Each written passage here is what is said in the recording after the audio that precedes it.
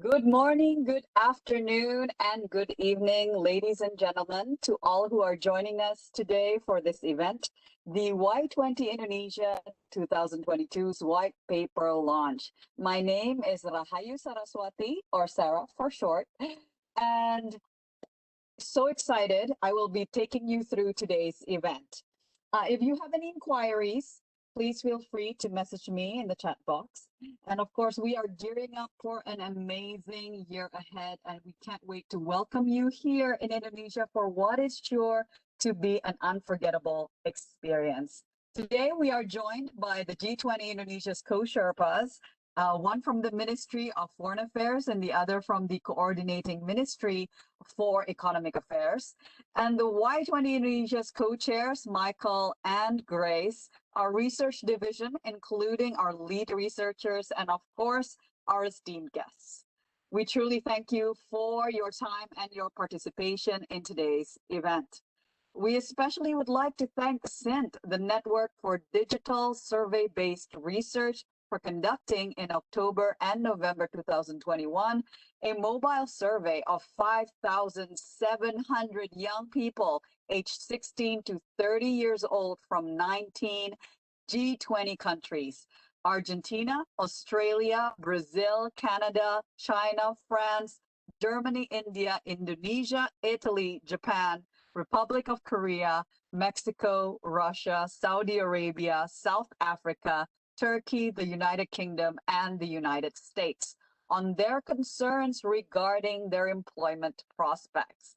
Now, please note that this event will take place for about 1 hour. And if you would be so kind as to fill in the attendance form, which our secretariat team will post in the chat box, we would most appreciate it. Now, let's get this event going. And we are inviting Mr. Hari Prabowo, who is the Director of Development, Economy, and the Environment from the Ministry of Foreign Affairs, who will be representing our co-Sherpa, His Excellency Dian Trian Syahjani, who is the advisor to the Foreign Minister on Priority Programs from the Ministry of Foreign Affairs. Mr. Hari Prabowo, the time is yours. Thank you very much, Sarah, and greetings from Indonesia. Assalamualaikum warahmatullahi wabarakatuh. Good evening and peace be upon us all. First of all, I wish to convey sincere regret from Ambassador Dian Trian Syahjani, Indonesia's co-Sherpa, as an urgent and unavoidable circumstance has prevented him from joining this important event, and he asked me to represent him in his stead.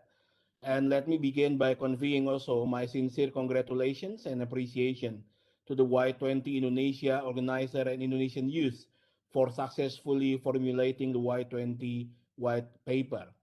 Now, as we all understand, for Indonesia's presidency, youth is an important element.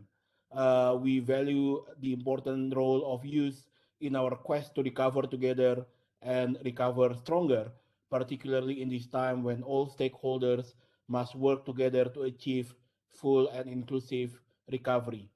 Now, our co-Sherpa has stated countless of time that youth of today will be the future of the world, and therefore their participation should not only be in the role of innocent bystanders.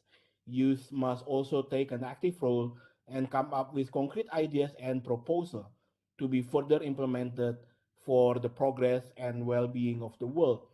In this regard, the Y20 white paper is expected to be the first step forward in addressing the many issues that are prevalent in today's world, as well as the challenges and opportunities of the future. I would also like to highlight that the President of the Republic of Indonesia, President Joko Widodo, has designated three main priority sectors as the main focus of our presidency, namely enhancing global health architecture, digital transformation, as well as energy transitions. On enhancing global health architecture, we want to underline the importance of scaling up our work in the health sector as we are now still not over from the pandemic. So we still need to work together, to work stronger, to collaborate in addressing the pandemic as well as its impacts on development and the people. And in with this priority sector, Indonesia will also focus on preparing the world for possible future health emergencies. On digital transformation, we believe that the digital sector is a cross-sectoral issue that relates to many aspects of our lives, not only in terms of education and jobs, but also health, agriculture, as well as many sectors of the economy. And I fully appreciate the efforts of Y20 Indonesia to come up with the white paper on digital transformation and the role of youth in this regard. The third priority sector of our presidency is energy transitions, which is important to address issues related to climate change and sustainable development. And I also note that the Y20 has come up with the white paper on sustainable and livable planet, which relates to the quest of making our planet healthy and safe. Now, I shall not go in details to the substance, as I understand you will be discussing this in the course of our presidency, particularly Y20 meetings planned for this year. But simply to say once again, I truly appreciate the efforts of Y20 Indonesia to come up with the white paper, and our sincere hope that the white paper could be an important tool to stimulate discussion and to generate concrete recommendations, concrete actions that can be implemented to ensure that the world can become a better place for all of us, can recover together, recover stronger, and particularly for developing countries to recover. We have stated countless times that we are in this planet together, and this is the time to make sure that we walk the talk. We need to ensure that no one is left behind. To ensure, allow me to highlight the important role of youth throughout our history. The youth has united our nation as a diverse country rich in lots of cultural heritage. The youth have been in the forefront in many walks of life in Indonesia, and I'm therefore proud to say that the Indonesian Y20 is also taking a lead in this important discourse on the role of the youth in ensuring global collaboration to address global challenges. I wish you all a fruitful discussion. Thank you. Assalamualaikum warahmatullahi wabarakatuh. Over back to you, Sarah. Thank you. Thank you so much, Mr. Hari, for your remarks. Please send us send Mr. Diandrean Sajani our best regards. Thank you so much for joining us. And now we would like to invite all of you, if possible, to rename yourself, to begin with your organization and then your name, so everyone will know where each of you are coming from. Because everybody's tuning in from all over the world. Here it's in the evening in Indonesia, but it could well be very much in the morning, all the way in Argentina or the United States and Mexico and Canada.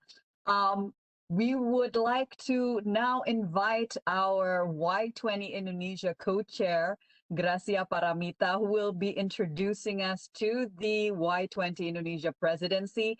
And we're all gearing up to our opening ceremony or kickoff meeting in February later on. In just, well, we're counting down the days. So Gracia, over to you. The time is yours. Thank you, Sarah. Mr. Hari Prabowo, Co-Chief Sherpa G20 Indonesia 2022, Dr. Muhammad Hadianto from Coordinating Ministry for Economic Affairs, all chair and co-chairs of engagement groups and working groups of the G20 Indonesia, all Y20 organizers and friends, honorable acknowledged partners, distinguished guests, ladies and gentlemen, good evening from Jakarta, and a very warm welcome to all of you. It is such a delightful moment that today the Y20 Indonesia can conclude and share our masterpiece to the Y20 Summit 2022, which is the Y20 2022 White Paper. The journey and process of making this white paper started in February 2021, when the Y20 team was requested to create the Y20 issue notes. With the support of the G20 Sherpa office at the Coordinating Ministry for Economic Affairs and the Ministry of Foreign Affairs, along with the Ministry of Youth and Sports, the Y20 Indonesia finally proposed 4 priority areas First, youth employment. Second, digital transformation. Third, sustainable and livable planet. And fourth, diversity and inclusion. All those four priority areas are cross-cutting issues with other engagement groups and working groups of the G20 Indonesia. The white papers that we have produced consist of interesting facts of the G20 youths and the challenges, opportunities starting from each priority areas with the way forward. Led by Y20 Indonesian alumni, external researchers, along with all staff members, some assistants of other team, these white papers were truly done by a diverse group of Indonesian youths. I would like to start from the first priority area, youth employment. We would like to highlight how the social safety nets generate informal and non-standard forms of employment and youth social entrepreneurships. Speaking of numbers, according to our survey from 5,700 respondents, only 35% of young people have heard about social safety nets. By addressing those two issues, sub-priorities, the social safety nets and the youth social entrepreneurships, we hope that there will be a way forward and concrete steps after the Antalya goals in 2015 and the promotion of the G20 Youth Roadmap by 2025 in the Saudi Presidency 2020. Second, the digital transformation. This topic is strongly aligned with the priority area of the G20 Indonesia, and it's directly relevant to the Digital Economy Working Group under the leadership of the Ministry of Communication and Information Technology. Digital governance, especially the role of youth, as a matter of fact, 61% of young people have issues with internet connectivity, including slow and unstable internet connection and expensive access to the internet. Meanwhile, 12% of youth respondents have used advanced means for digital finance.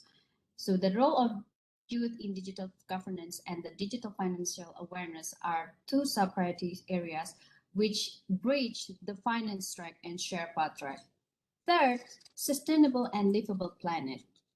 We need to protect the natural resources that we have and shift it to economy that eliminates waste and pollution, keeps materials in use for as long as possible, when we are trying to remind ourselves that shifting towards nature positive and circular economy are inevitable. Based on our survey, 45% of the G20 youths think frequently about the condition of our planet. Fourth, diversity and inclusion. This priority area is the new legacy of the Y20 Indonesia that we would like to build. The main principle of inclusiveness strives to engage all sectors, especially the minority groups of the youth. Another interesting finding came from the creative economy section. Over half of young people in the G20 took part in the survey argued that creative occupations could contribute to more inclusive society, as well as the empowerment of inclusive education. So education and creative economy are the sub-priorities of diversity and inclusion. Finally, it is time to appreciate all hard work that the Y20 research team has done for almost 1 year. And a notable thank to our head of research, Tommy Aditya, all lead researchers, Joanna, Biondi, Hani, Sugit, Disti, along with the teams, Pasha, Desi, Pina, Reika, Noto, Alvin, Maulana, and Nabila. I also would like to thank to Michael Sianipar, the co-chair of the Y20 Indonesia, along with all team members. And of course, thank to SIN, the Mitra Muda UNICEF, all distinguished knowledge partners, working groups, engagement groups of the G20 that have been contributing and sharing their views either through the FGD and also through the feedback of the white paper. We fervently hope that the white paper could be a reference of all G20 stakeholders, guidance for the general public to understand issues, and the legacy that sharpens the substances of the youth. By working together, we're getting stronger. Please enjoy reading the white paper. Thank you. Thank you so much, Grace, for those words. Can't wait for us to see what's in store. And now, for everyone's information, we will also be posting this recorded session on our website, y20-indonesia.org, and our YouTube channel for everyone to tune into. So please, later, you are free to pass the information forward. And the white paper document will also be accessible and downloadable via our website. Now, I would like to invite the head of our research division along with his team, Tommy Aditya. The time is yours. Thank you, Masara. Hello, everyone, and it is our honor to host the Y20 Summit 2022. Knowing how crucial it is for youth to be part of today's global citizenship, we hope that the Y20 can create global youth collaboration to push forward the policymakers the agendas that are important for youths. The G20 Indonesian presidency, next slide, please. Choose the theme of Recover Together, Recover Stronger to address the lingering impact of the COVID-19. The G20 Indonesia presidency focuses on three things, as what have been mentioned by the Minister of Foreign Affairs: the global health architecture, digital transformation, and sustainable energy transition. The Y20 Indonesia aligns our discussion with the focus areas of the G20 Indonesian presidency on the topics where youths could have transformational impacts and have the greatest opportunity to turn policy wordings into concrete actions. On the global health architecture, although it is not a standalone track in the Y20, it will be addressed as a cross-cutting issue across the priority areas, acknowledging the importance of global recovery affecting youths in many aspects.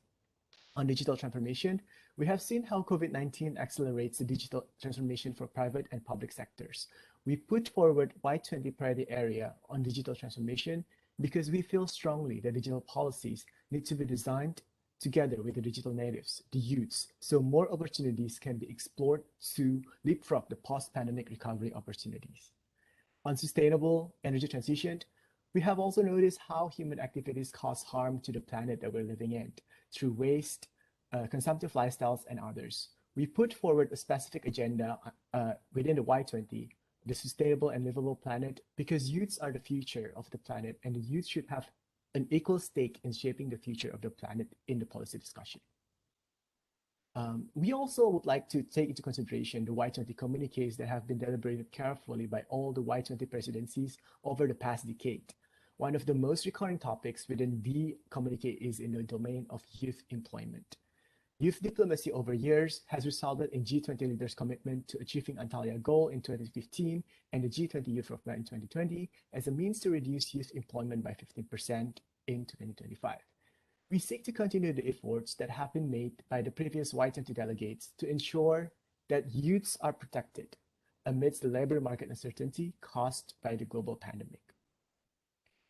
And the G20 itself, we all know that it's a multilateral platform bringing together like 19 of the world's major economies and the EU. Its members account for more than 60% of the world population with diverse perspectives and cultural backgrounds. And it's similar to Indonesia. We have more than 17,000 islands, 300 ethnicities, 700 languages, and has also embraced the value of diversity since our inception. Our last priority area, diversity and inclusion, not only aims to embody the spirit of inclusivity, but also to raise the importance of cultural and equity discussion that we have seen arising in the past 2 years.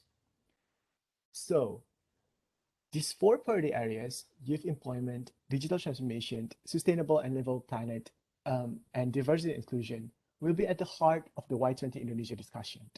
Each of these priority areas will have two sub-priorities that will be further discussed by the lead researchers in the following presentation, and of course, throughout the G20 Indonesian presidency. We look forward to working with Y20 delegation to carry on the discussion with respective working groups, be it in the Indonesian presidency and each of the respective countries, and to give a substantive contribution from the youth's perspectives. And of course, the Y20 Indonesia, we have worked together over the course of the year to publish the Y20 white paper. With the help of sin.com, a digital online platform, we have conducted surveys to 5,700 youths aged 16 to 30 years old from 19 G20 countries. And the survey respondents were evenly split. We have equal representation between males and females, between urban, Tier 1 and Tier 2 cities, and rural areas or Tier 3 cities and beyond. And in all, the survey has gathered about 300 respondents per G20 country.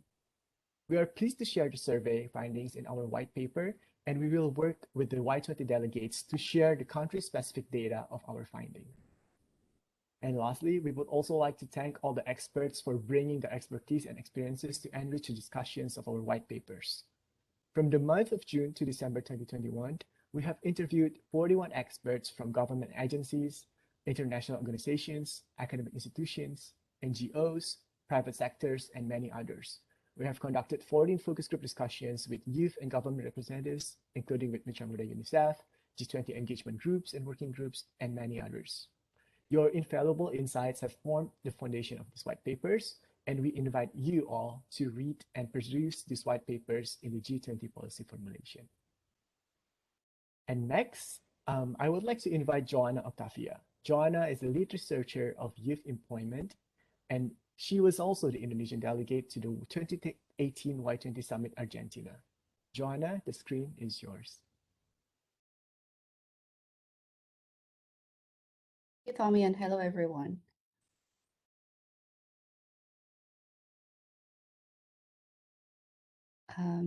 Hi, my name is Joanna Octavia. As mentioned by Tommy, I'm the lead researcher for the Youth Employment Priority Area. Youth employment is a legacy issue of the Y20 Summit. It's a topic that has become increasingly important after seeing how the impact of the COVID-19 pandemic has devastated young workers across the G20. With this backdrop, our recent survey that we disseminated through Sint.com found that job insecurity is the top cause of employment concern for young people in G20 countries, with 47% of them worried about working in an unstable job. In our survey, we also found that 73%, the majority of young people, think that governments should provide them with a social safety net to help them with this instability.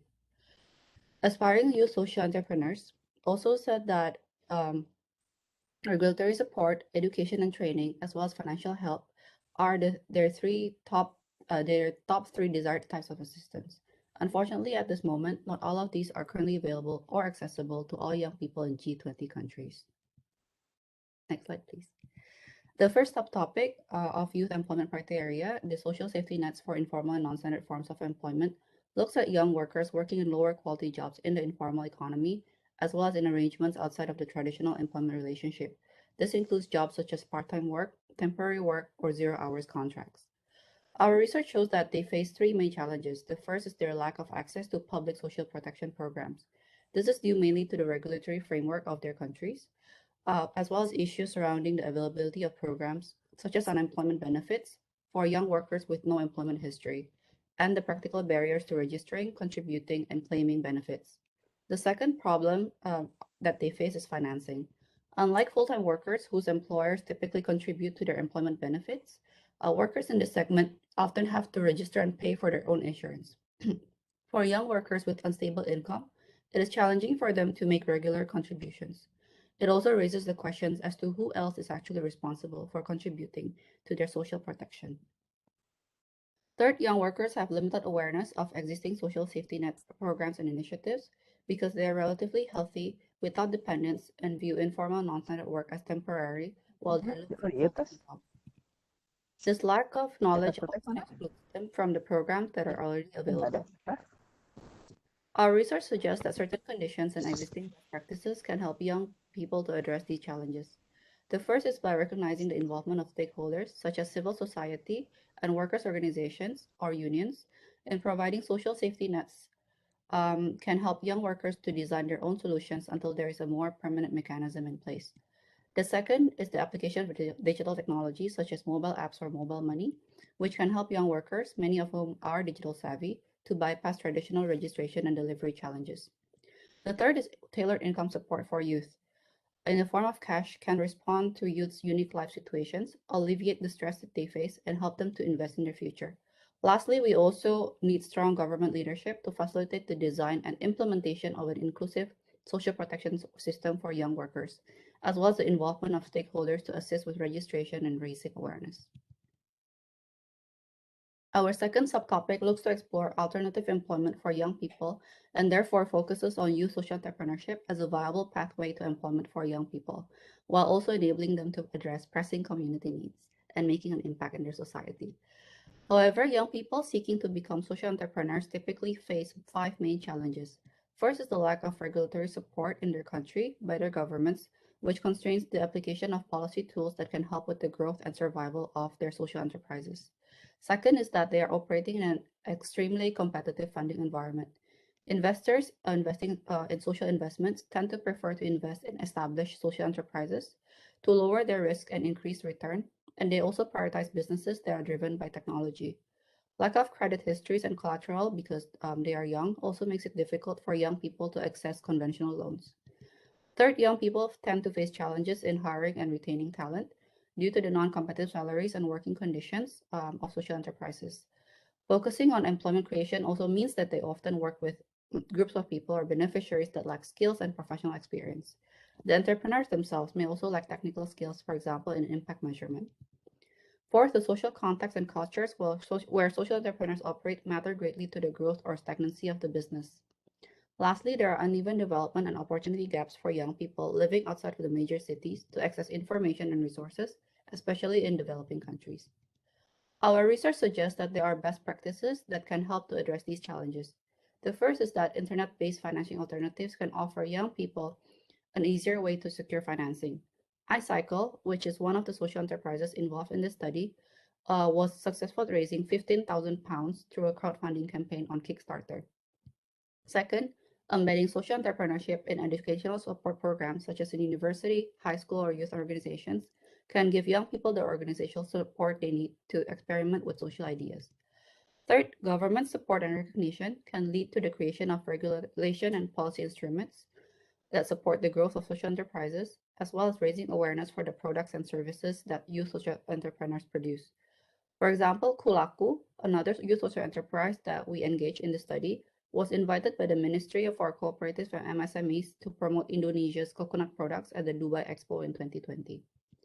Lastly, proactive government leadership in interlinking the key players in the youth social entrepreneurship ecosystem will also ensure that young people are supported as they transition from education to the working world at all stages of their business. Thank you, and I hope you will enjoy reading the white paper with the full details. For the next, we will move on to digital transformation. And yeah, the floor is back to you, Tom. Thank you so much, Joanna. I'll take it over from here. Esteemed guest, whilst the pandemic has shrunk mobility and incapacitated our health and economy, the opposite is true for digital transformation. The COVID-19 has served as a major boost to transform business as usual and shift many brick and mortar industries into digital platforms. This digital transformation white paper explores a wide spectrum of issues pertaining youth roles in digital governance and digital financial awareness. Both are strongly aligned with one of the key pillars of Indonesia's G20 presidency. Some of our interesting findings from our survey with SIND, as you can observe on your screen here, are that firstly, connectivity remains a major constraint from realizing equitable growth in digital economy. A remarkable 61% of young people across G20 countries have issues with internet connectivity, including slow, unstable, and expensive access to the internet. Nonetheless, digital economy endows a huge potential to attain sustainable development.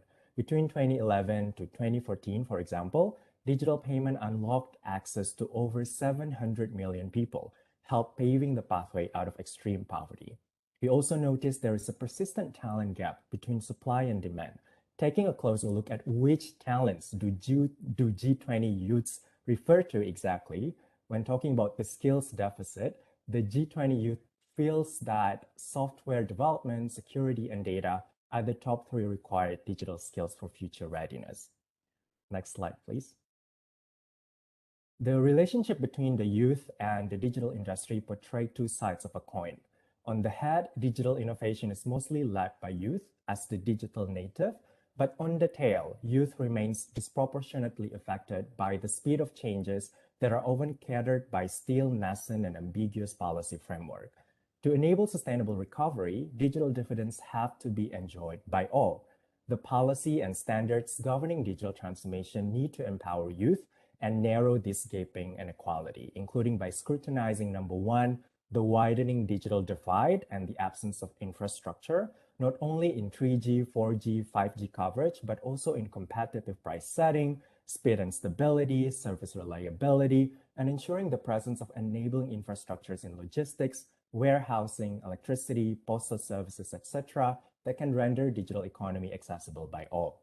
Secondly, connectivity without the capacity to harness this facility will do little to no change. We need to address the lack of digital literacy and skills deficits in short and long-term time frame. And thirdly, with more uptake, meaning there will be more data, including personally identifiable information data, will become available. Consequently, investment in ex ante and ex post policy and technical designs to safeguard privacy and security risk need to be intensified. But on the other side, it is not all doom and gloom. The ICT sector opened job opportunities to an estimated 55.3 million people worldwide in 2020 alone. And again, policy designs are critical to capture much of these benefits and ensure the youth could manifest their potential in the following three. Number one, youth engagement on digital activism. Secondly, inclusive decision-making by advancing data-driven and human-centered policy interventions. And thirdly, by enabling youth participation to solve problems towards collective recovery. Next slide, please. Now, when we talked about digital technology and connectivity, oftentimes access is not necessarily always translated into meaningful growth and gains. In fact, according to a recent World Bank report, Beyond Unicorns, only 3% of online activities in Indonesia have commercial values. Digital payment will be the next frontier, enabling people to optimize the value creation from their online activities.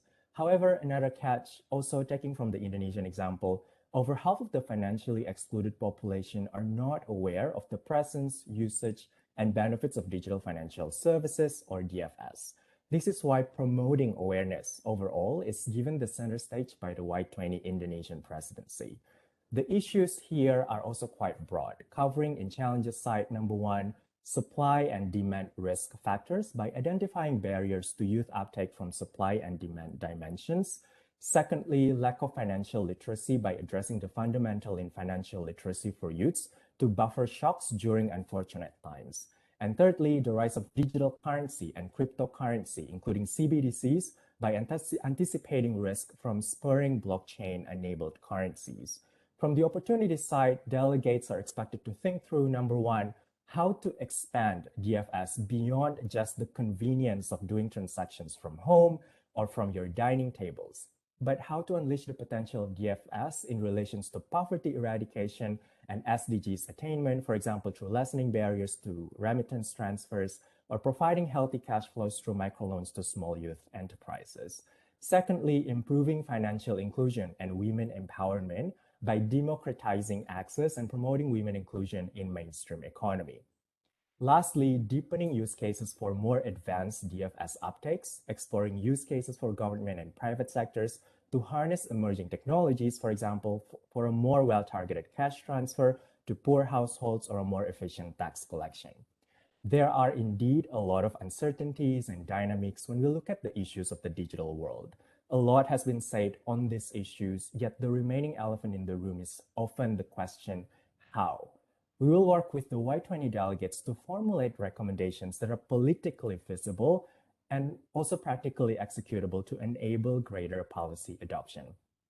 That is all from the DT track. Next, I would like to hand it over to Hani Chrysolite, our lead researcher for Sustainable and Livable Planet. Hani was also an Indonesian delegate to the 2019 Y20 Summit, Japan. Over to you, Hani. Thank you, Biondi.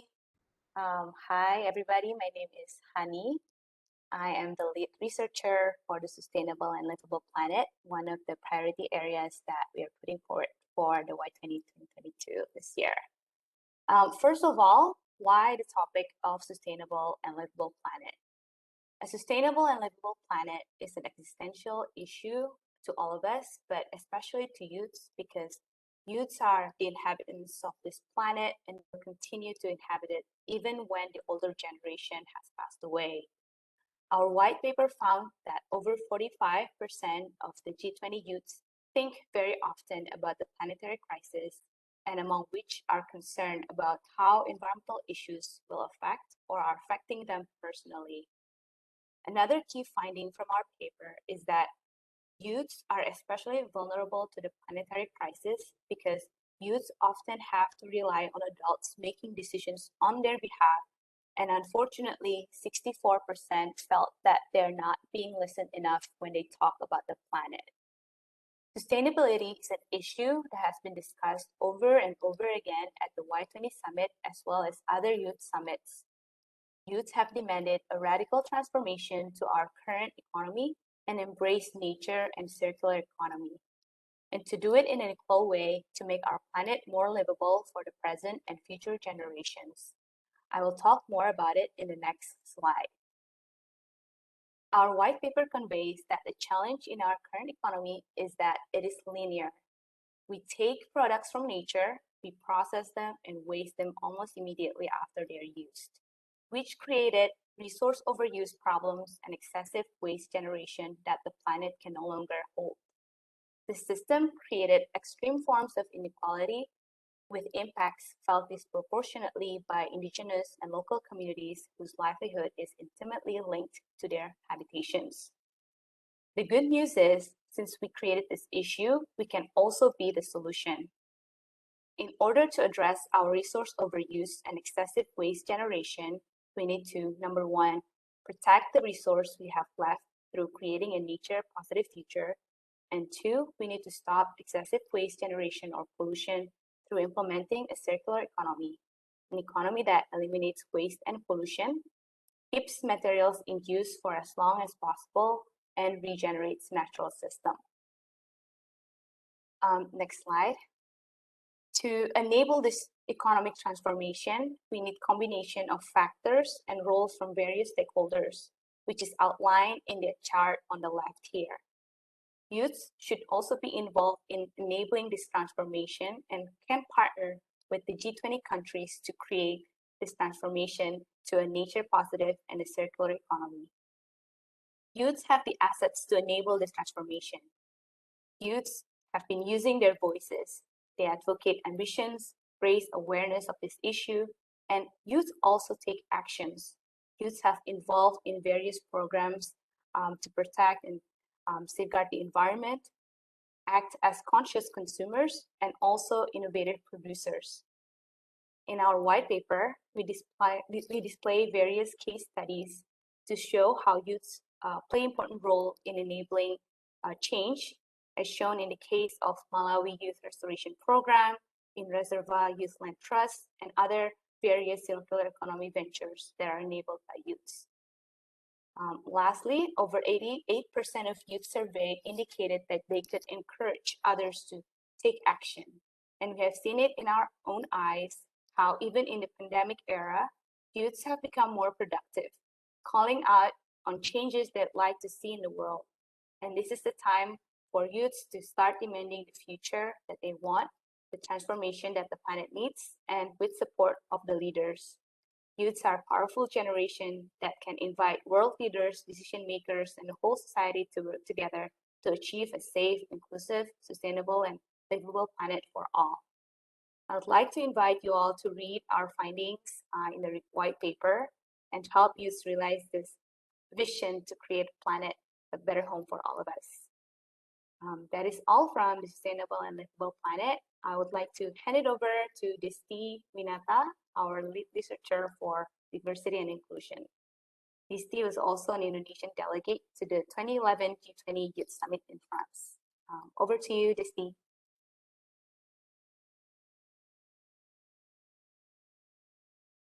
Thank you, Hani.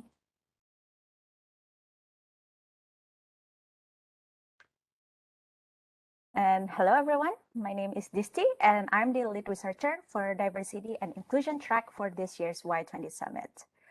So why diversity and inclusion, as you may ask? So as the pandemic has highlighted the systemic inequalities in the world today, the diversity and inclusion track will focus on improving human capital for young people. Through inclusive education and creative economy, both of these sectors can enhance the well-being of our society, achieve social development, enable people to realize their full potential, and also exercise their rights. Our survey reveals that three major causes of inequalities that affect young people are uneven access to education, limited opportunities to work, and growing discrimination.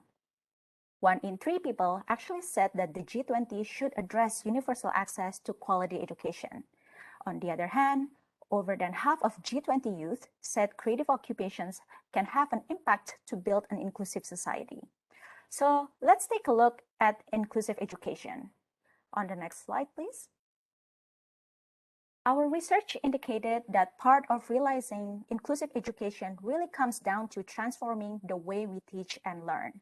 This refers to the importance of transferable, or as other people know, becoming 21st century skills, which means young people taking charge of their mental health, having a sense of empathy, and also respect for different cultures, and the need to develop available educational resources for personalized learning, and also really empower those who are at risk and vulnerable to remain at school.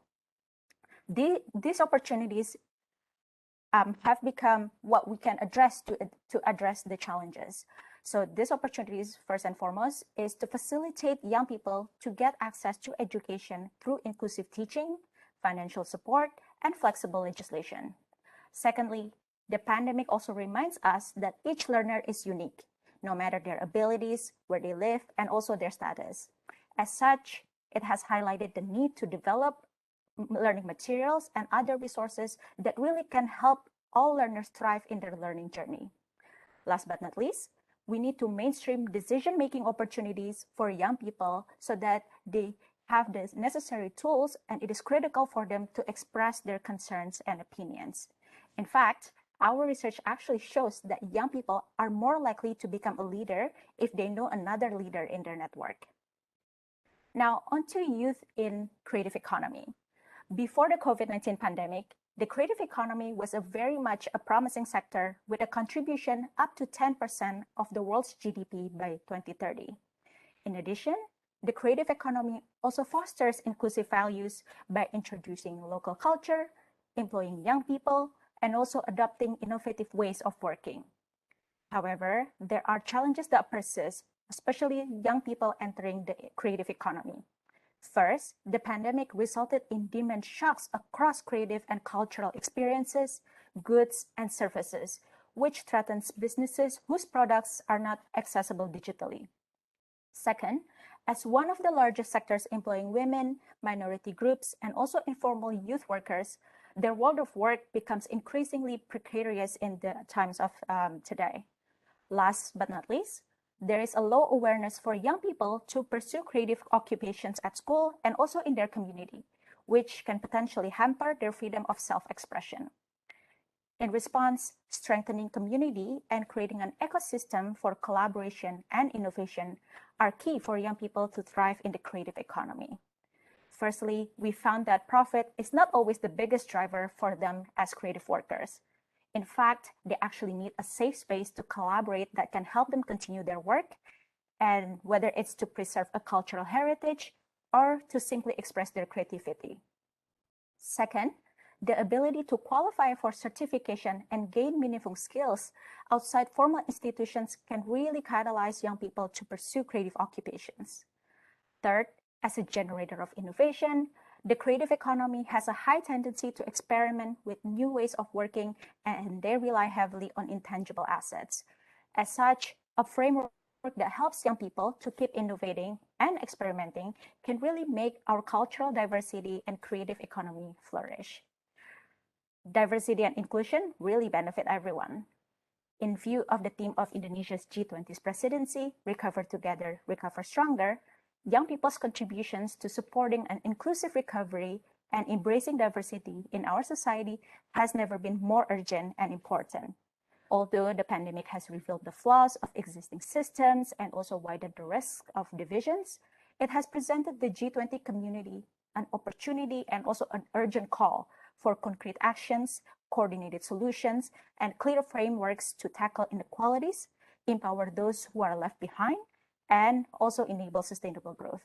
Thank you very much, and over to Mbak Sarah.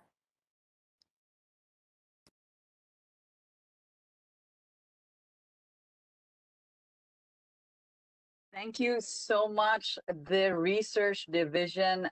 Thank you to Tommy, Joanna, Biondi, Hani, and Disti, and of course, the whole team for your presentation and hard work for this white paper. And again, of course, we thank Sint for the help in carrying out the survey for it. We invite any of you with questions to write your questions in the chat box, starting with who your question is meant for. We have Tommy as the head of the research division, Joanna, who presented on youth employment, Biondi on digital transformation, Hani on sustainable and livable planet, and lastly, Disti on diversity and inclusion. For all Y20 organizers, we encourage you to use this white paper as a document to prepare your delegates for the communique and annex discussions later. And of course, before we go into the Q&A session, we would like to invite all of you to please once again fill in the attendance form. And we would like to invite Dr. Muhammad Hadianto, the Deputy Director or Lead Coordinator for Multilateral Cooperation on Economy, Finance, and International Financial Institution for the Coordinating Ministry for Economic Affairs, who will be speaking on behalf of Mr. Edi Priyo Pambudi, the co-Sherpa of the G20 Indonesia from the Coordinating Ministry for Economic Affairs to give his remarks. Mr. Ian, you have about 3 to 4 minutes, sir, before we go into the question and answer session. The time is yours. Thank you very much, Sarah, and a very good evening and good morning to colleagues joining from across the globe. Since I've only got 3-4 minutes, I think I'm just gonna go into the half of my prepared remarks. Well, I think the white paper truly reflects the opinion of the global youth and important stakeholders. This will be a very significant baseline for the upcoming Y20 that will be conducted in the coming months. The white paper encapsulates Indonesia's main theme, recover together, recover stronger, by highlighting 4 main areas of discussion. Youth employment, I think this is a very, very important topic for the G20, and digital transformations. I think one key to highlight here is the innovations needed to empower youth in setting up the standards to promote a qualified growth that is impactful to the everyday life of the people. In the future, as my president has underlined, and I quote, it is not the developed countries overcome the developing ones, nor the big over the small ones, but it is the fastest countries that will defeat the slow ones. Therefore, I think the key here is innovation. I understand that being innovative can sometimes mean going against all odds, but where's the fun in being traditional when you can be crazy and out of the box and can be productive as well?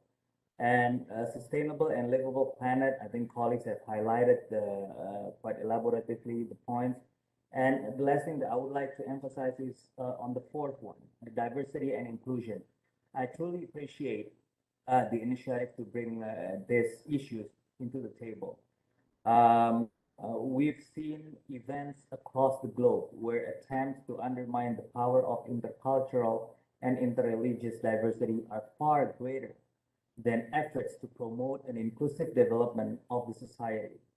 This cannot, and I repeat, this cannot and must not continue.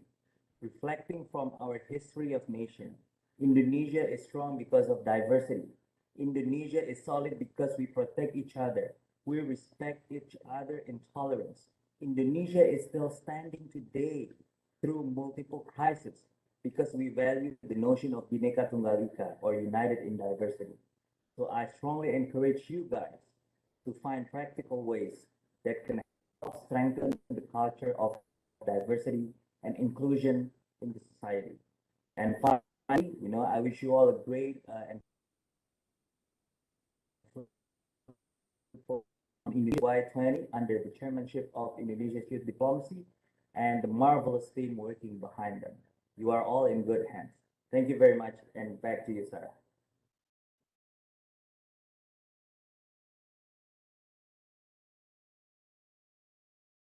Thank you so much, Mr. Ian, for your remarks. I would like to invite everyone once again, if you have any questions that you would like to ask, you can always write them down in the chat box. And now I would like to perhaps start off with a question to Tommy. Tommy, while we're waiting for any questions they might have, just in case things are not clear enough, what was probably the most surprising aspect that your team found through the survey or the findings? Sure. Thank you so much for the question, Basara. So when we are actually being asked to find like issues that are more relevant to youths, and I think we were very trying to play a balance. We are trying to find a balance, like what are the issues that are relevant for all the G20 countries, because there are like those that coming from developed countries, those are from developing countries, and we coming with a hypothesis that we all will have our own issues that we want to talk about. But then I think what we found surprising is that through our survey, we actually find that the youths actually like becoming more globalized, and like we're increasingly becoming more connected with the digitalization happening. So for example, over 62% of the survey that we gathered, they say that they feel anxious about their data security on digital platforms. And this is like a problem that is very relevant, not only from youths in the United States, but youths in Indonesia as well, or like youths in other developing countries as well. And perhaps like when they're being asked about social safety nets, and when we thought that social safety nets is only an issue for countries that maybe are not like have like a less rigorous mechanism, but it's actually not the case. Like 73% feel that the governments actually should provide the social safety nets as well for the youths. So those are some issues that we think that interesting, that youths, no matter where they are, we are becoming more increasingly connected. And right now the issues is that we need to come together and discuss like which one is the most important issues that we need to voice over to the G20 Sherpa under this G20 platform. Thanks so much, Tommy. I would like to invite Disti, actually, considering this is a new legacy issue, a priority area that we really would like to highlight. And even Mr. Ian earlier mentioned how this should be the highlight for the Indonesian Y20 presidency. Disti, perhaps you can relay to us, your hopes as lead researcher and the chair for the diversity and inclusion track coming up. What kind of discussion you're hoping to see from the delegates? Yes, as mentioned, the diversity and inclusion, I would like to have all delegates to speak up their minds, to really bring the situations in their home countries and bringing to the G20 platform. Because even though I attended G20 Summit, G20 Youth Summit back in 2011, I feel like the former delegates could share us very similar experience, is that no matter how unique our situations are back home, but when we bring out this into the discussions, a lot of similarities will be discovered. So I think it will be a very much lively and interesting dialogue when it comes to education and creative economy, knowing that I think over in the past few years, we see that the communiques have mostly touch upon the issues of multiculturalism and globalization, knowing how increasingly influential they are to today's youth. And I think creative economy will add a very nice flavor into this topic. And yeah, I'm very excited knowing that also Indonesian presidency is also very concerned about this. And I think it holds a lot of potential, especially in the times of pandemic recovery. Thanks so much, Disti. For sure, I remember being a Y20 delegate and having to put together a document that represents all G20 countries. It can be quite difficult when you have such a limited amount of space. Now, on that note, I remember from my experience in Y20 2020 Saudi Arabia, I would like to invite Hani specifically on the sustainable and livable planet priority area. This is something that for years has been a legacy issue for Y20. Hani, I think year in, year out, all the youths keep on asking, um, what's new, right? Because I think that, again, it is a legacy issue that's been going on for years. So what do you hope would be something that's new that the youth will be bringing this year? Thank you, Mbak Zara. That is a really excellent question. And one thing that I'm hoping to see this year is just youths really convey the urgency, right? I think sustainability is an issue that has been talked every single year, but we need to still communicate the urgency that needs to take place, right? The urgency to transform into a better economic system for our planet. And I think this is a timely issue as well, because seeing what COVID-19 shows, right? It is also showing how like the health of our planet is really closely connected to the health of our bodies as humans who live on the planet.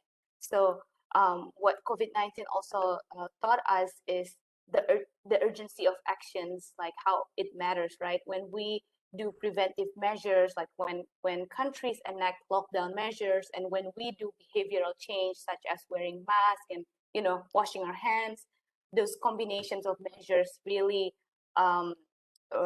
really play a huge role, right, in stopping the virus. So in the same sense, I'm hoping to see that in environmental issues as well, when we are able to enact urgent policies and combinations of policies and also behavior change, right? So I think what the leaders can do and what youths can do in like promoting measures such as the ones that we've done for COVID-19, I'm hoping to see that also in the sustainability issue this year. Thank you so much, Hani. Great points, and I think all the youths and potential delegates, because still in the selection process, I think across the G20 countries, all the best to all of you later on if you're tuning in. Please do use, I would like to remind everyone, please do use the white paper as your framework, as a document that you can use to expand on. And again, thank you so much for everyone attending. We just would like to invite all of you again to please fill in the attendance form if you have not done so. It will help us to ensure we keep our communication lines open to you and that you are kept well informed of any upcoming meetings. For example, we'll have our opening ceremony or kickoff meeting on the 19th of February. And every month after that, each month we'll have a pre-summit on the third week of that month. We'll have the first one, of course, on youth employment. We'll be going to one area of Indonesia. Each pre-summit, we'll be showing you different areas with all the richness of Indonesia. So we are thrilled and excited to welcome you here. Second pre-summit will happen in April. Third one will happen in May. And the last pre-summit will happen in June before we head off to the Y20 Summit in July. All right, so now to close things off, we would like to invite our second co-chair, Mr. Michael Sianipar, to give his closing remarks. Mike, the time is yours. Thank you, Sarah. Selamat malam, good evening from Indonesia. We have just concluded the presentation from the Research Division of Y20 Indonesia Organizing Committee. We thank Mr. Muhammad Hadianto and Mr. Hari Prabowo again for the remarks earlier. We thank all the researchers for the hard work and the succinct and resourceful explanation of all the priority areas for this year's Y20 Summit. And especially thanks to all the guests and participants in tonight's white paper launch event, the working groups, engagement groups, and all Y20 organizers from G20 countries. Our hope from the organizing committee is that the wealth of information and analysis can be utilized as a starting point for all discussions on the substance of our summit. The survey conducted by SINT, our partner, also supported by our knowledge partners, is our attempt to include public opinion, youth opinion in particular, and insight from the experts in respective fields. The analysis contained in our documents will hopefully be translated into initiatives and policy recommendations throughout the deliberations in all our 4 pre-summit and eventually summit events. Certainly, all analysis must also be aligned with each country's context and priorities. We also hope this practice of research-based and data-driven summit will be customary for future Y20 summits. The findings highlight key points that represent youth concerns, worries, and hopes. Our summit must address their aspiration and really become the forum that represents youth voices. Y20 communique must be relevant and relatable to them. Y20 Indonesia will be an event not just for us, but an event for youth all over the world also. We encourage you to explore the data, survey, and research, and to together seek more as we progress based on the white paper that can be used as our common starting point. I'm sure that there's a lot of information to process just listening to the presentation earlier. Worry not, following this launching, the white paper will be readily available for all. It is only roughly 25 pages each. So that times for priority areas, in total there are roughly 100 pages. As the Y20 organizers from all G20 countries are finalizing their delegates, we hope the content of the white paper will give an idea for prospective delegates about what the discussion will probably be like. The challenge for Y20 Summit is to make the discussion and the final result of the communique relevant and executable. This has also been the message that the President has briefed Y20 Indonesia Organizing Committee. That is, to ensure that the result of Indonesia's G20 presidency will produce real and palpable impact. The ensuing deliberation must be thorough and representative of the youth interests and each country's interests. This will help us guarantee that there will be follow-up to our final communique to be adopted and implemented, which is a far harder task than formulating a white paper and the communique itself. We need actionable items. We need to act. All in all, we, the organizing committee, is very excited. We look forward to work together with all of you, and we ask for your kind assistance and cooperation to bring about a successful, meaningful, and impactful Y20 Summit in Jakarta and Bandung later this July. We look forward to see you. Thank you for attending, and good evening. Thank you so much, Michael, for your closing remarks. And of course, ladies and gentlemen, that brings us to the end of this white paper launch. We would like to thank Mr. Hari Prabowo, Dr. Ian, for your time, and our co-chairs, Mike and Grace, and all of you attending here today in this white paper launch. And of course, last but not least, the amazing research division of the Y20 Organizing Committee. And that's it from me, Rahayu Saraswati, co-head of the Program Logistics and Delegate Relations Division of the Y20 Organizing Committee. On behalf of the Y20 Indonesia 2022 team, we thank you for your attendance and participation. We look forward to welcoming you here for the Y20 Indonesia 2022. And again, quick reminder, this recorded event will be available through our website and YouTube channel, and the white paper itself is also available for download through our website, the Y20, or it's actually on the chat box right there. It says on y20-indonesia.org.